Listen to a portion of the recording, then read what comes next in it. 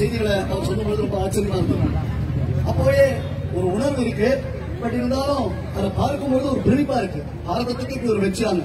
So அவர் டெக்னிக்கலா உங்களுக்கு பல விஷயங்களை பத்தி சொன்னார். நான் ஒரு சின்ன விஷயம் பேசாம இதிகாசம் நமக்கு மே 10ஆம் தேதி அப்படின்றது வெற்றி, மிகப்பெரிய வெற்றியை கொடுத்ததான் ஒரு தினம்.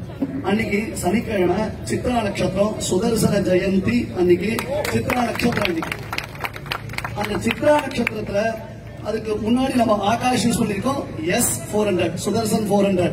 அது நமக்கு ஒரு பெரிய வெற்றியை கேட்டு கொடுத்துருக்காங்க. மறுநாள் நமக்கு நரசிம்ம ஜெயந்தி, வைகாசி சதுர்தசி மறுநாள் நமக்கு நரசிம்ம ஜெயந்தி. அந்த இடத்துல ஒட்டுமொத்த உலகமும் இந்த இரண்யகசிபு சம்ஹாரத்தை கொண்டாடியது. அதுதான் ரொம்ப விசேஷமான ஒரு நிகழ்வாக நான் அதை யோசிச்சேன். அன்றைய தினம் முழுக்க நாங்கள் எல்லாரும் உட்கார்ந்து பிரார்த்தித்தோம். எங்களுடைய சரண் சேவகரன் சம்பிரதாயம் இந்த நிகழ்ச்சிக்கு ஏற்பாடு பண்ணிருக்கக்கூடிய பாஞ்சர் இன்ட்ரெஸ்ட் அத்தனை பேரும் வீட்டுல ஒரு விளக்கை ஏற்றி வச்சு எல்லாரும் பிரார்த்தனை பண்ணிருக்கோம். உண்மையிலேயே நம்ம தேசத்துல இந்த பிரார்த்தனை சக்திங்கிறது உண்டு.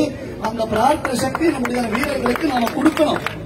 நம்முடைய தேசபக்தர்களுக்கு நம்முடைய பிரார்த்தனையினுடைய சக்தி நாம கொடுக்கணும்.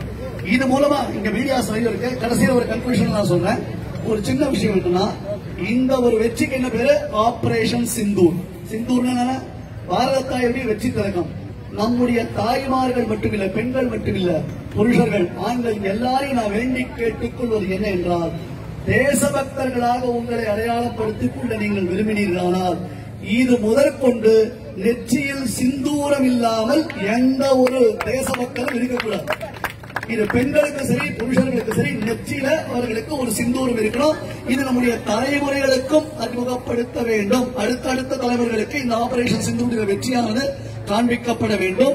அதனால் இந்த ஒரு மாபெரும் நிகழ்வு நம் உள்ளத்திலும் உணர்விலும் என்றிலும் ஊறித்து வைக்க வேண்டும்.